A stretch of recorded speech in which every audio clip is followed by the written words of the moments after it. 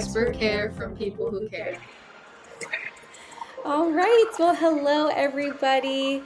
We're super excited for this episode today with Tim Curry, and it is going to be a virtual podcast recording today.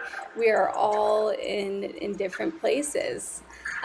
So I'm Maggie Zangara. I'm the clinical program director at Outreach, and super excited to be a part of this episode. Would you both like to introduce yourselves? Yeah, I can go. I'm Sarah. I'm one of the co-hosts here at Outreach. We're super excited to have Tim on the podcast today, and we're looking forward to a lot of the things he has to say. Thanks, Maggie. Thanks, Sarah. I am Tim Curry, and I'm your guest today, but I'm about to be a friend as we get to know each other over the next 30 to 45 minutes. And I'm really looking forward to seeing a bunch of teens and outreach members as I visit next month. Thanks for having me on. Of course, yes.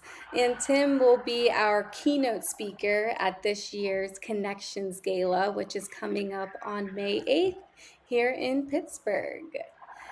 So, Tim, the first thing we like to do just to get everyone kind of feeling good is we like to ask some fast five questions. So, the first one, if you're ready, is do you prefer the Arctic or tropical Wow, environments? let's go for it. So, if you would have asked me this question maybe about 6 years ago, I would have said tropics for sure. But I've lived in the Midwest, specifically North Dakota and Minnesota, for the last 6, 7 years. And Yeah. so I'm into the cold these days. Oh, Wow, very wow. cool. Yep. For me, I'm gonna have to go tropical. Living in Pittsburgh, whenever I can get to the beach, that's gonna be my top pick for sure. You know, I have to side with Sarah here. I'm a wimp when it comes to the cold. I'm always cold, so when I feel warm, I'm so happy and gotta go tropical myself.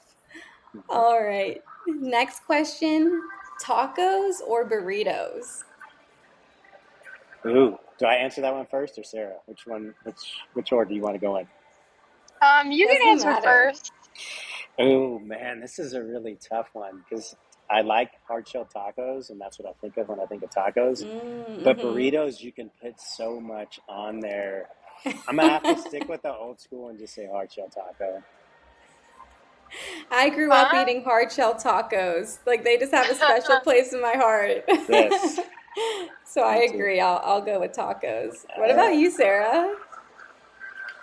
Um, I'm gonna have to say tacos as well. There's this thing called a burrito taco that I've been wanting to try.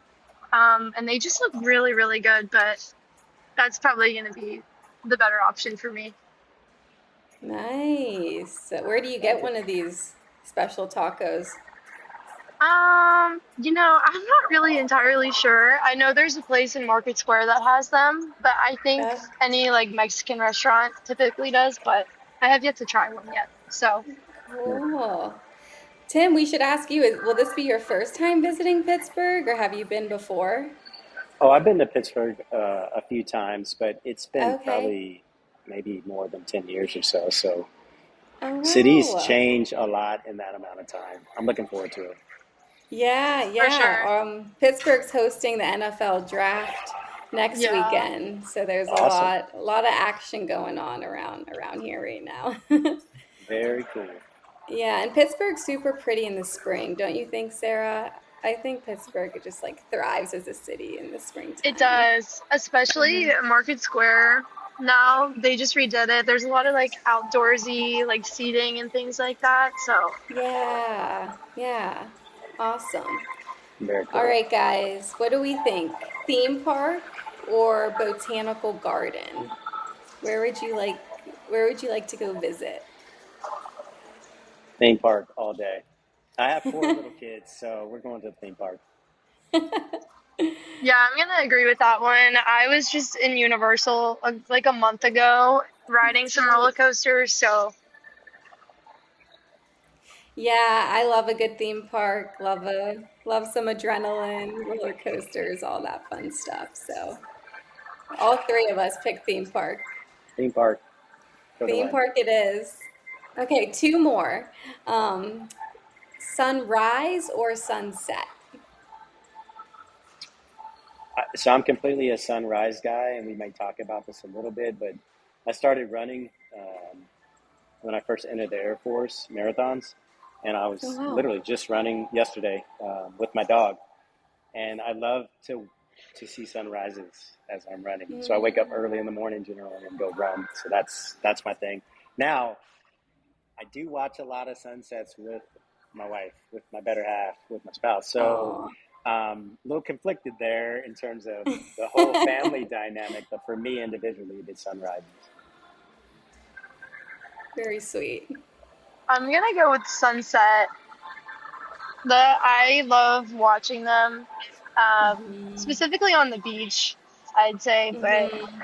even like just in Pittsburgh too. Sometimes if you catch them at the right time, they're super, super pretty. So, Yeah, I've magic hour or like sunset hour has always been my favorite time of day, and definitely try to catch as many sunsets as possible. And I just think it's so beautiful to just have a second to be and look up at the sky and see all the colors. Just always helps me gain perspective, I think, about my day or something I'm going through. So I love just to take a second and soak in the sunset. I wish I could say I'm a sunrise person, but still working on being a morning person. Maybe you can inspire me, Tim. You know, that's a completely personal thing, and I get it. Like, for sure. It's like you Yeah. generally gravitate toward one. They're both awesome, Hmm. though. And like you talked Hmm. about, the perspective piece, super, super awesome. Love it. Yeah. Introvert or extrovert? I heard there's a new term. You oh, probably, both you guys probably know this, and I don't remember the name of it right now, but I'm going to stick with the question to answer it and say, I never knew how much of an introvert I was until I got married. And then my wife hmm. put me through all these personality tests, and now I have kids, and I can see Yeah. what that's like as it plays out with Yeah. the kiddos. Everybody has a little bit of both, but I am Hmm. probably more introverted and generally gravitate toward introverts. It's Hmm. easy to talk to extroverts, but I'm me myself a little Yeah. bit more introverted. Yeah. Yep. For me, I feel I'm pretty introverted, but whenever I start to really get to know someone, I definitely become more extroverted. So I guess I'm Hmm. kind of in between too. Yeah. I think it's such a good point. Like everyone, like you said, Tim has both qualities. I'd say for myself, I've tended to be more extroverted. I really gain energy being around people or having like good, depthy conversations. Mm. But as I've aged, I definitely enjoy, I should say, more space by myself and just have some time to just be with myself. That's been needed more as I get older, I guess. Something I've learned about myself. So Mm. an Love it. extrovert may be sliding more towards an introvert. I might agree with you on that one. So Sarah, you get to. It'll be interesting to see. I wish we were talking to you in 20 years if you go the opposite direction, become more extroverted. Yeah. Who We'll see. knows? We got to reunite in 20 years and see. We'll see. Yeah. I feel like I've been being pushed to like start out as extrovert just based on Mm, like the things I've been like kind of going through or doing recently. I'm not upset about it at all, but it's definitely, yeah, I guess we'll see in a couple years how I am. But we'd like to take a moment to express our gratitude to St. Clair Health. They've been our steadfast annual sponsor, supporting our podcast for 5 consecutive years now. At St. Clair Health, we're always improving, building on our commitment to face the challenges of today, making an impact on the communities we serve so we can be stronger together. St. Clair Health, expert care from people who care. awesome. So, Tim, really just looking forward to talking with you today. It looks like here you've spent almost 30 years in the Air Force, including the Air Force Academy.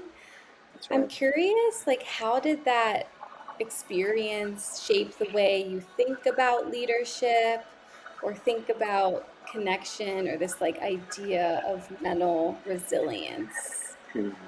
Yeah, it's a fantastic question, and forces somebody to reflect when you think about 30 Hmm. plus years serving in the military, and then now transitioning out, and the relationships that I've had throughout that time. Hmm. The Air Force absolutely shaped me big time. From the minute I was 18 years old, and I was just telling my kids recently a story about, I said, Dad, were you nervous? My daughter's going to go off to college here in a couple of years, and it's coming fast. She said, were Yeah. you nervous going to the Air Force Academy? I said, yes. And anybody that tells you they're not nervous going off to college, they're probably not telling the truth. Hmm. But the academy is kind of similar, or it's kind of like what you see in the movies. You only had certain times where you could write letters to your family. So at Oh, nighttime, wow. we turn our lights off. We're supposed to be in bed. I climb underneath my bed and turn on my flashlight, and I write letters to my mom because I missed my family big time. I just thought, Yeah. peace from that standpoint. But it's just kind of a story of how does your kind of career and professional life start, and then where does it go from there? It shaped me, I Hmm. think, in really good ways. Gave me Hmm. some values up front, the core values of the Air Force are integrity first, service before self, and excellence in all we do. So service, integrity, and excellence are great core values to have Yeah. as a young teenager, and I hold fast to those to this day. So that's definitely shaped and framed my leadership approach, and connections for that matter. Yeah, definitely. Could you share an experience maybe from your time in the Air Force where where like maybe your mental resilience was tested and how that really shaped you? Yeah, absolutely. I mean, there's a lot of stories that I can think of. But when I think about teens and just young adults overall, that's who's on my mind as I'm talking to the two of you. I Yeah. lost my father, unfortunately, when I was at the Air Force Academy. So as a Oh, junior in sorry to college, hear that. yeah, this is something that we all experience. If we're fortunate, experience to have our parents in our life, and they will likely pass before you. And so this is something everybody will deal with eventually. Hmm. But going through that at 20 years old was super super tough, and it takes a certain level of resilience. I was home for a week, away from the Air Force Academy, and then I was right back at college a week later.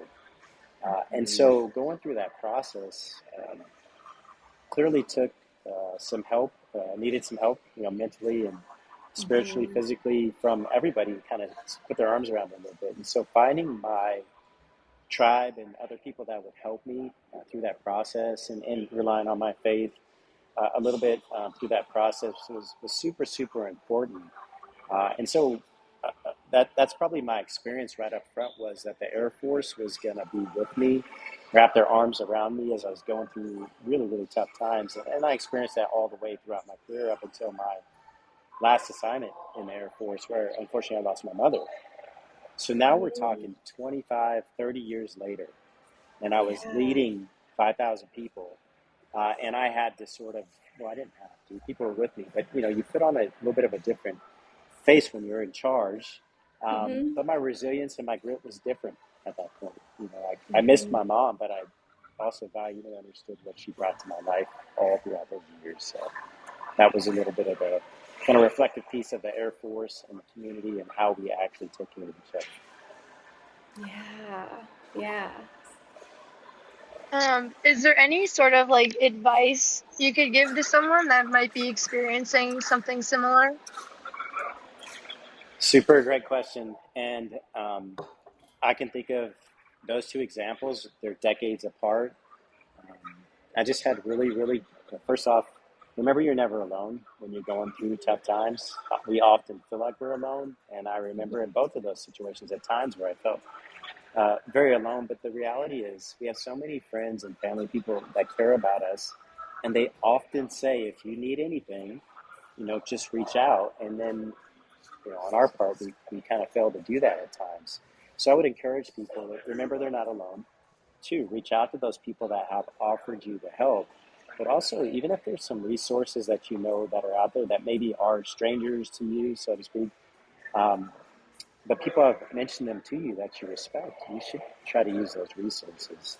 I had a great mentor when my dad passed away, and he really talked about the comprehensive fitness, spiritual fitness, mental health, your physical fitness, your diet, what you're eating, like all of these things. And as we're going through some turbulent times, sometimes all you can do is just say, I'm going to eat well today. That's all I feel like I can do. Or I'm just going to go love this person well today. It's my only friend that I want to be around, and that's all I want to do today. Or I'm going to go and I'm going to meditate and pray. I don't feel like doing anything else. And those things can be a significantly great resource for you and uplifting, has been my experience. I love this idea of comprehensive fitness because I think within that, that's going to look different for each teen, each person. But what I'm hearing is it kind of is that toolkit of how to cope through adversity or going through a tough experience or just having a bad day or struggling with your mental health overall. Definitely. And that's, I like that analogy. I think most people can relate to it, even if we don't use our tools, right? If we don't have a tool bag. I can't say I Yeah. ever really used one a lot, but we all have this idea of, using the tools that we need to use. And throughout my career, especially as a pilot, Hmm. many people would say to me, hey, put that in your toolkit, for the future. And you don't put it in there just for yourself. You put it in there so that you can offer it to other people when they need that help and have that perspective. And I just had so many great people throughout my career that have done that. And I try to do the Yeah. same thing. I really love that analogy of the tools. Hmm. Yeah, that's great. As someone who has never heard of that before, I feel like that can fit into so many different aspects of life just in general too. So thank you for that because I'm actually probably going to start thinking about that more and utilizing that in my own life too. So, And Sarah, I'm curious for you, being like a college student athlete, how maybe, like, what's an example maybe for you that you are using this like comprehensive fitness terminology, but maybe just didn't even know it? um, using it for me, I guess, is kind of just an understanding of like not every day might pan out exactly how I want to, whether it's like in practice or a game. Like if I have an off day, I kind of just have to work through the idea of like, oh yeah, it's an off day. Like that doesn't define my whole being because I do put Hmm. a lot of my identity into being an athlete, which I know isn't the healthiest, but it's hard not to whenever that's a reason you go to school. That's a reason why you chose the school that you came to. So kind of Hmm. just working through knowing that everybody goes through it, I guess, and not every day is going to be perfect. So Spot on. good. Can I add to Yeah. that? So, Yeah, of course.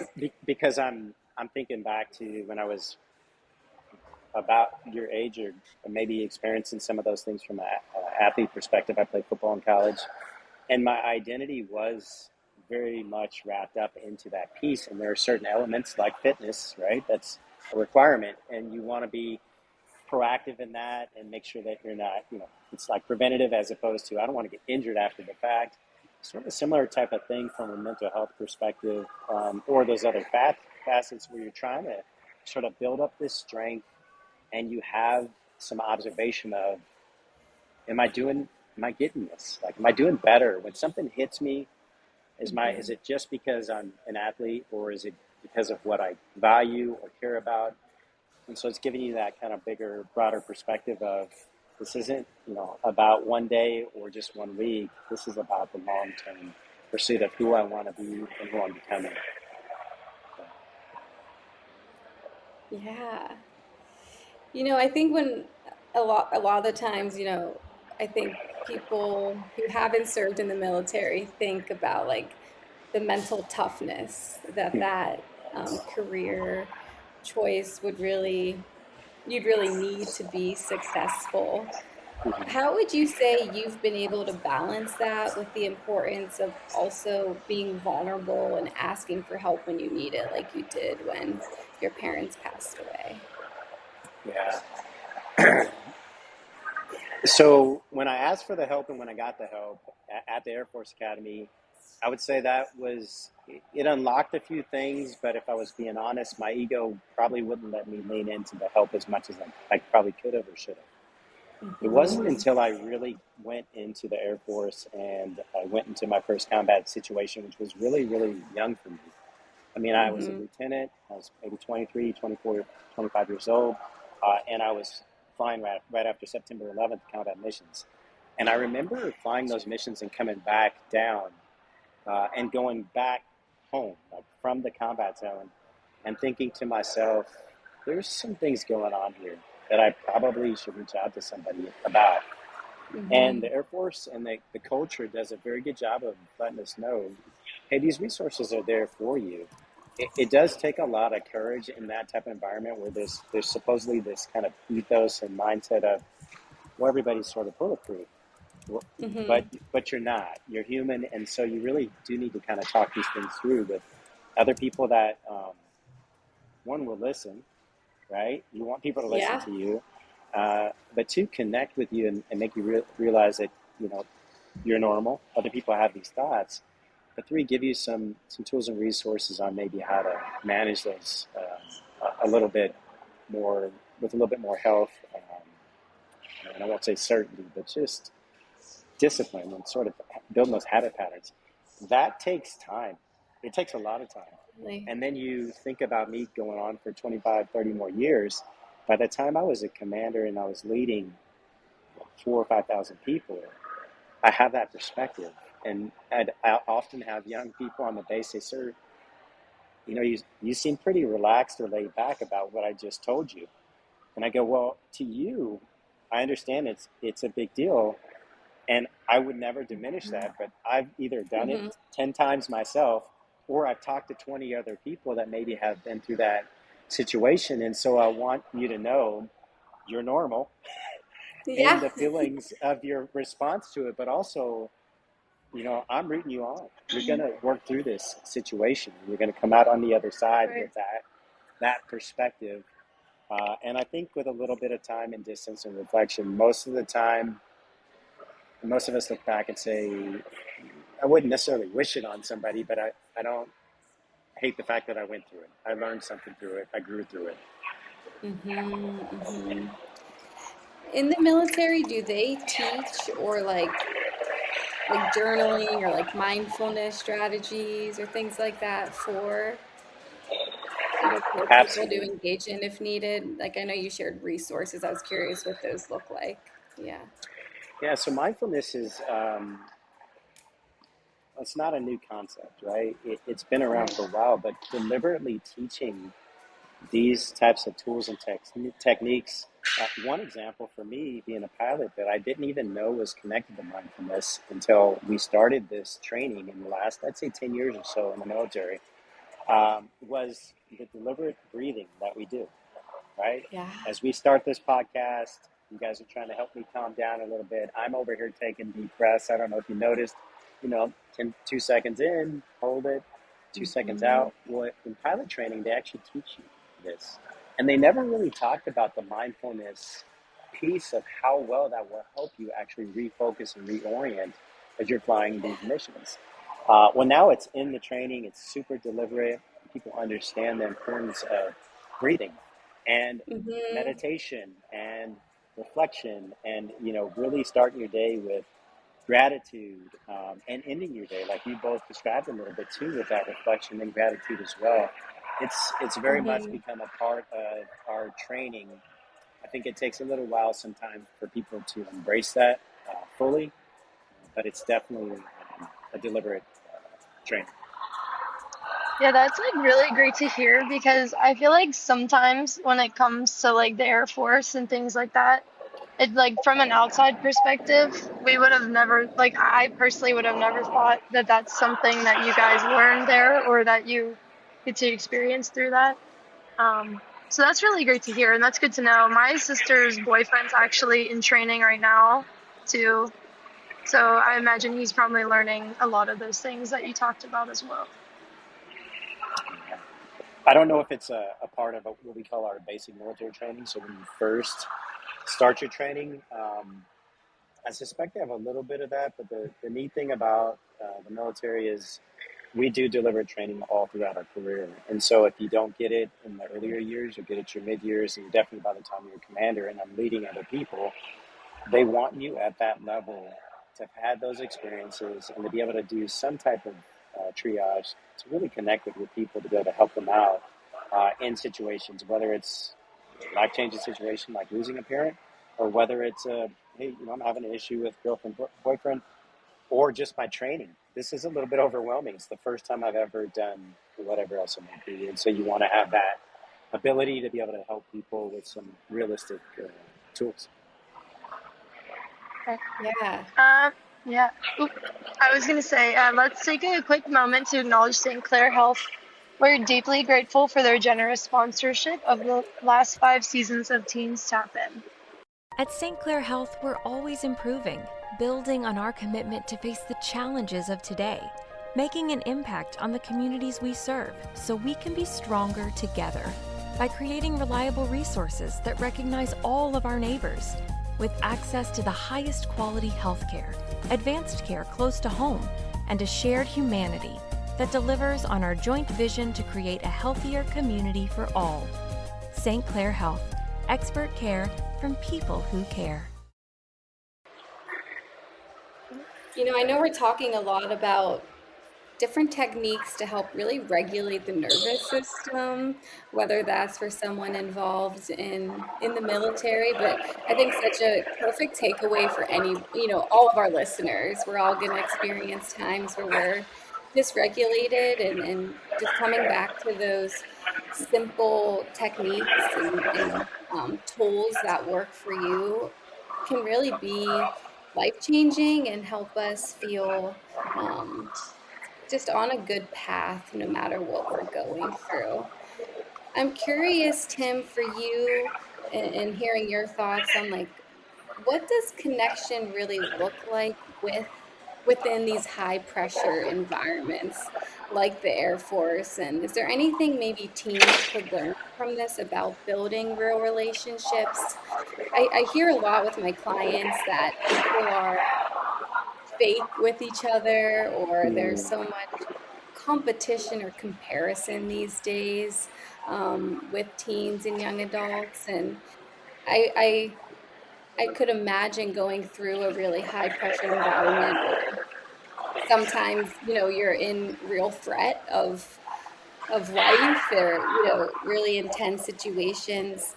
I bet it brings people really close and pretty quickly, but would be interested to hear your experience and maybe some takeaways about how to build real and honest relationships with others.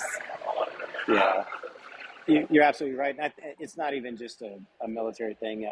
It's super, super important in my experience, in uniform and outside of uniform, to build connections. We were built for it. And Yeah. regardless of people's backgrounds, whether it's faith or science or both, because I think they, in unison, demonstrate that we're designed to connect. I mean, for us, from a humanity standpoint, yes, it sort of makes sense. We're mammals. Mammals go in packs. They stick together. Yeah. All the rest of that. Yeah. But I mean, from the time where we can toddle around, we're generally trying to find our way to other people to just do fun things together.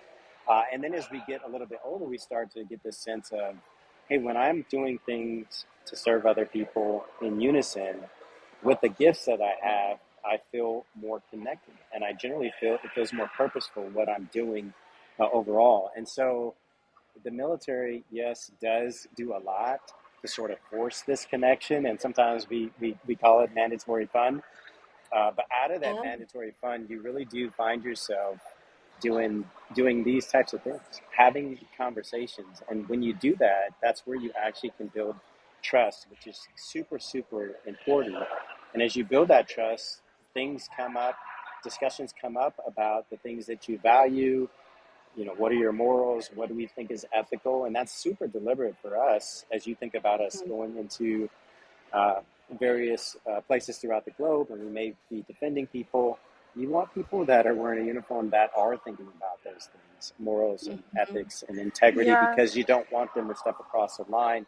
Um, it's super, super important, in America from that standpoint. And not going down that path, but on the connection piece, you don't get into those environments. And Sarah's a ball player. I already heard this. She plays sports. Yeah. It's super hard to connect in that sport environment unless you build that trust and you're deliberately talking to people and finding ways that you share common ground above and beyond just the goal of, hey, we want to win this game, but we also want to get better as people, advance from that standpoint. Yeah, that's very true. That trust aspect is huge. I also coach, and that's a big thing that we teach our girls is like you all have a role and you all have to play your role and you need to trust each other to fulfill that role and not overplay each other. So, yeah, I could definitely relate to that for sure. And I know, Tim, we're talking a lot about your experience in the Air Force and at the Air Force Academy. I'd love to hear more about what you're doing now. Yeah. Yeah. So now, when I retired from the Air Force, I've worked for a few companies. I actually do some work with a defense contractor right now too. But in my own business, Career and Co Solutions, I started Yeah. initially as an advisor to kind of military organizations and federal organizations and Hmm. startups, and helping them kind of connect the technologies with the right organizations from a national security perspective. It's right up my alley, and I like advising. But in addition to that, I kept having people come to me and say, who are retiring from the military, and they said, "You figured some things out. Would you be willing to coach me Oh. on?" And I said, "Hey, I coach a bunch of teams, for my kids, and I'd love to coach you on kind of how to maybe start up your business and or to think a little bit outside of the box innovatively about what opportunities are out there for you as you transition out of the military." And then the final piece for me was really public speaking. And I did a bunch of that when I was in the Air Force. So there was a natural fit. And the first university I went to speak at was University of North Dakota when we lived there in North Dakota. Hmm. And out of that, I had a few people say, "Hey, do you do this like regularly?" I said, "No, absolutely not." And they said, "Somebody would probably pay you to do this." And lo and behold, there are some people that apparently pay people to do public Wow. speaking. And so I've been doing that a little bit more, and it's actually been a lot of fun. And those three kind of generally align when you think about consulting, coaching, and public speaking. There is some overlap. They're all a little bit nuanced differently, but that's kind of what I do for my for my business. But more importantly, as I zoom out and I was thinking, what do you want to do when you get out of the Air Force? I want to continue to make a difference in people's lives. So if Yeah. I Aw. could share all the things I learned, whether it was in uniform or not in uniform, that's what I wanted to give back to other people. And that was the Yeah. genesis of starting up the business. You know, another thing that comes to mind when you share those three different pillars that are all intersected is really being a leader and someone that people look up to and want to hear your guidance on different things. And I'd be curious to hear what you think the biggest leadership quality is that maybe you'd want young people to be curious about for themselves if they'd like to go into a leadership role or a mentorship role themselves. That's a super great question and a super hard one to answer, because if you would have got me every decade, there'd probably be a different one that would be the leading, kind of Sure. leadership trait. And there's so many great ones out there. I speak about 5 different traits often as I'm doing my public speaking. Mm-hmm. Um, but I'm not going to go on those 5. You actually touched on a few here. When I think about that question, this is just my gut reaction. Looking at the two of Yeah. you and thinking about our intersection, never having met you, it really comes down to believing in yourself. And it can be really, really easy at times, and it can be super, super hard at times. And sometimes that connection piece of what we talked about, you're all alone. Like you physically are alone. And so you have to find a way to believe in yourself. And I talked a little bit earlier about faith. I do think that can help you in that instance when sometimes you feel super lonely and you may not be that confident, or you may not be kind of believing in yourself, or you may not just flat out want to push yourself. You get really, really tired and you're just like, I don't feel like I can do anything more. But you got to kind of retrain yourself to remember that you are super powerful and your mind is super powerful, created for a reason, and just know it and believe it day after day after day, and surround yourself around other people that are going to tell you the same thing. That I've had a lot of good experiences, great experiences, travel the globe, but I've had some really tough times too. And during the tough times when things get super quiet, I have to remind myself, you're created for a purpose. You are super tough. You can do this. You can navigate this. And so it's believing in yourself is what I would encourage listeners and anybody else to think about.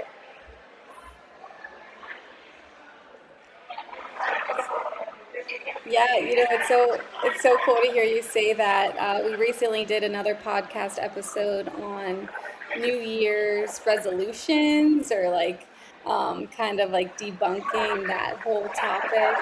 And I thought I've always, for I'd say probably 5 years now, always pick a word that I want to really live out in that year. And in 2026, it is believe.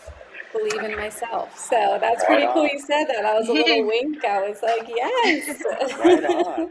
Let's go. Yeah. I love it. That's Yeah. a great word. And I think you really hit the nail on the head there, Tim. It can be hard to believe in ourselves when we're tested or navigating a new life stage, or something happens that feels really chaotic or uncertain. Um, and there's other times where believing can feel pretty easy, and I'm like, yes, like we're flowing, we're doing great. And I think if you're someone who is going through a hard time, or you just feel unmotivated, finding a word that you can just constantly come back to is something that I think can be really helpful. Be strong. I like how it sounds like you've repeated that to yourself, Tim. Sarah, I'm curious if you have any tricks for your own, mental, that you kind of come back to time and time again if you're going through something tough. Um, I do. So, I mean, like last year, it was installed on us to be like mentally tough. Like that Mm, was through our coaches, and like I didn't always necessarily agree with that terminology because I feel like sometimes it can be hard to want to do that, like we mentioned before, but it's like wanting to believe in yourself. So I kind of like, in my mind, like to reframe it and to mm, be like mentally, I don't want to say stable, but sometimes I think of it as like a teeter-totter of like sometimes you could be like here, sometimes you could be on the lower side. Um, yeah. so I feel like stable is like the lack of the better word for like that in a sense. And you said like your word of the year would be like believe. I feel like Hmm. if I were to pick one, mine would be like balanced. Oh. And what makes you pick that word? Just be, like I feel like so far this year there's just been a lot of like crazy stuff going on. Just Mm, like some things here and there that I feel like I never would have thought I would experience. So yeah. just making sure like me and myself and like my composure or like just how I am is balanced, and like knowing that I can't really control those other things, but I can Hmm. control myself. So I feel like that balance is the understanding of if I can control one thing, it'll be me. Hmm. I don't know if that entirely makes sense, but that's just that's like my forethought, my food for thought. You guys both have great words. I like balance. I love balance. I love believe. both of those. I'm like, I feel like I should have a B word, but I think if I were to pick a word, it probably would be more reflection this year, which is Mm-hmm. interesting and kind of ironic that I'm getting a chance to do a little bit of reflection as we're talking um, today, because we go through life oftentimes, at least my experience has been, where people are encouraging you to kind of fill up your schedule.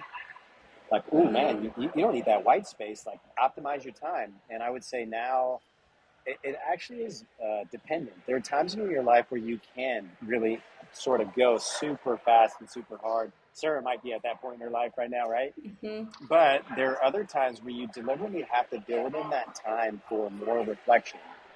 Um, Mm-hmm. and I would encourage people to do that earlier in their lives, because it gives you a better sense of, one, your values, which is super important, but two, that whole piece of where do I want to see myself right now? And I had mentors throughout my career say, Tim, when you see yourself in 10 years, where do you see yourself? And I go, I don't know, help me out. Help me see myself where I am. And many of them are like, you could take my job. You could do exactly what I'm doing. Then you'd have the question of, would I want that job? And in many instances, yes. And not just the job, but like the person. They're super gracious. They're kind to people.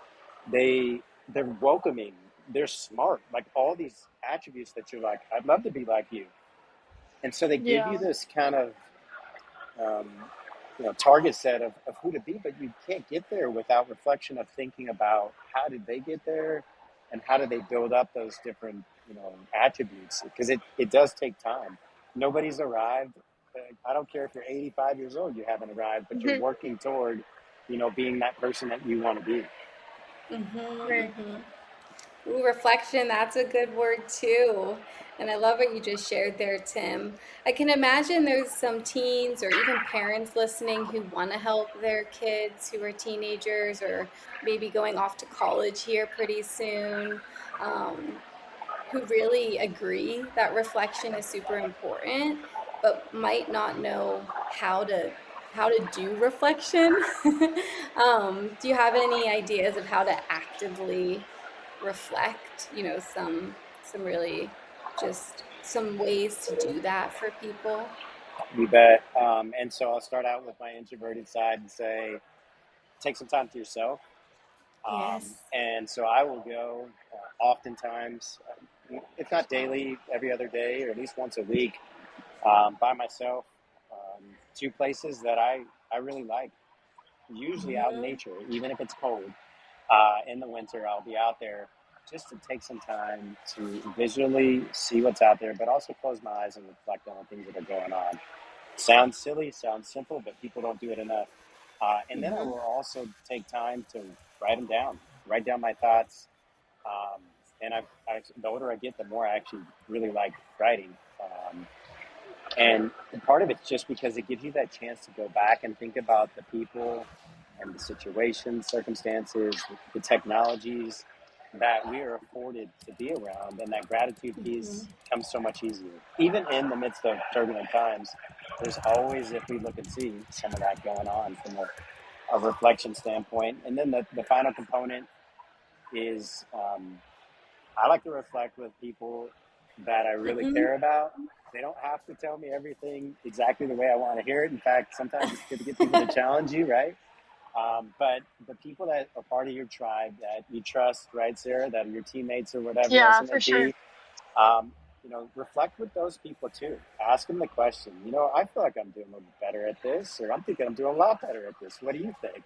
And most of the time they'll say yes, but sometimes they'll say no. So, so that's Hmm. good to get that honest feedback in the reflection from people that value you, that are investing in you, and likewise. Those are kind of three practical things I would recommend. I love that reflection on writing and writing because I do that every day. I have my own little journal that I Hmm. just like do my daily reflections in. I know I've talked about it a lot on the podcast before, but I do feel like that's just a really great way of looking back on an event or just your day and saying, like, here's what I really liked about today, or like, here's something I want to make better for the future. Um, so, Tim, we have another question.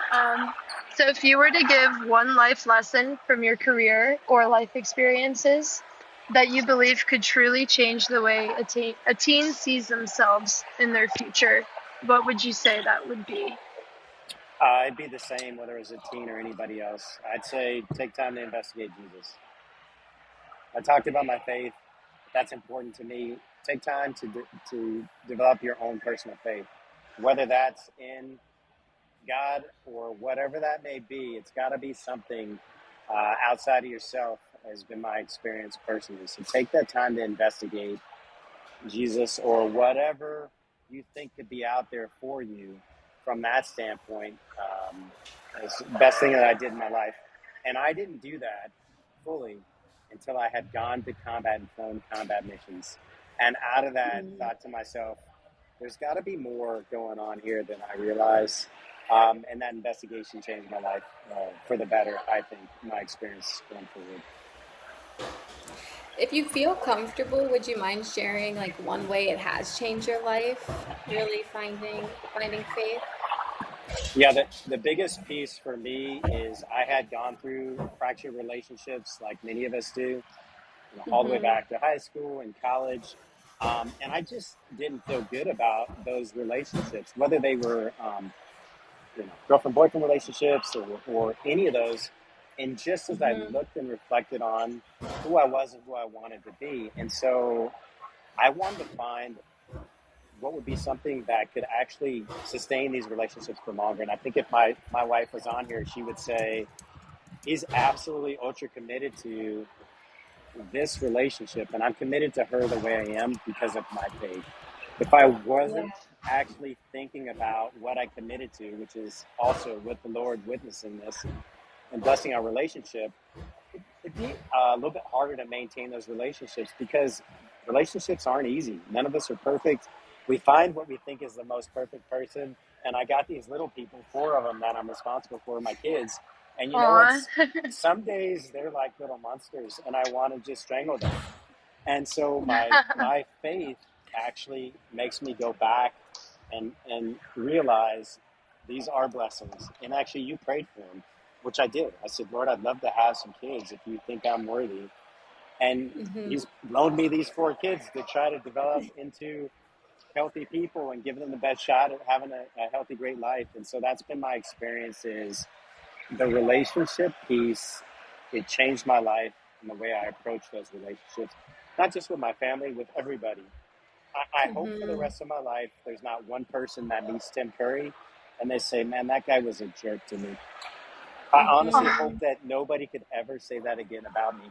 Now, I'm not always perfect and I will let people down, but I bet there's not many people walking the earth since that day that would say, this guy really treated me bad today. Not, not many at all, if any. I love that message of just really being intentional about relationships and wanting to show up with kindness and compassion for ourselves and others, though we might fall short sometimes. Nobody's perfect, but I think that's something that, is a message that everyone can hopefully just take with them from this episode. Because we need more of that.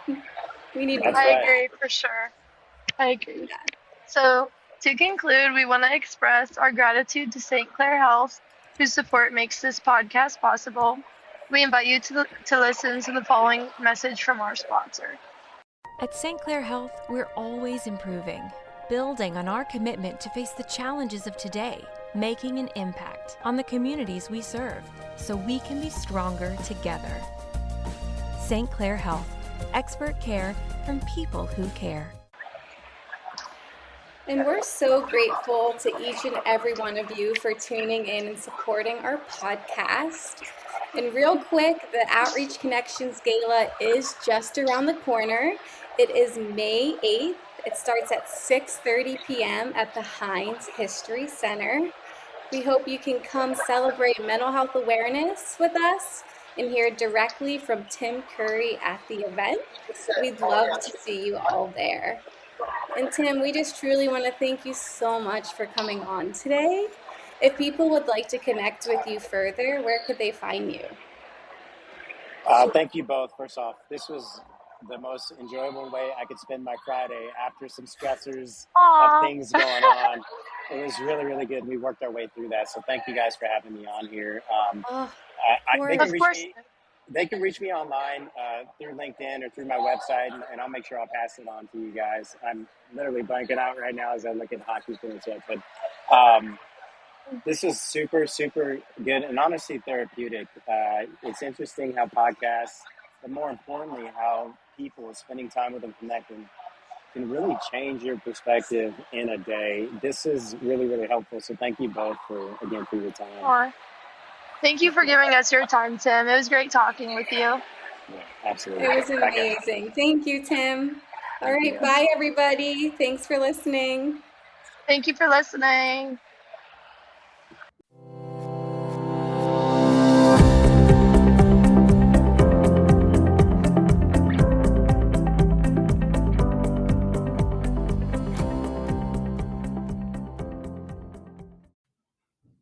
The views and opinions expressed in the Teens Tap In podcast represent the opinions of the hosts and their guests. The views and opinions expressed by Outreach Teen and Family Services employees, donors, and volunteers are their own and do not necessarily reflect the view of Outreach Teen and Family Services or the show's sponsors. The content here should not be taken as counseling advice. The content here is for informational purposes only, and because each person is unique, please consult your mental health provider or physician for any mental health counseling or other medical questions. The podcast should not be used in any legal capacity whatsoever, including, but not limited to, establishing a standard of care in a legal sense, or as a basis for expert witness testimony. No guarantee is given regarding the accuracy of any statements or opinions made on the podcast.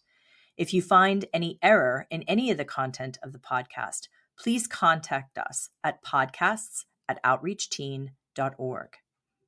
Outreach Teen and Family Services, its sponsors, donors, and partners expressly disclaim any and all liability or responsibility for any direct, indirect, incidental, special, consequential, or other damages whatsoever arising out of any individual's use of, reference to, reliance on, or inability to use this podcast or the information presented in this podcast.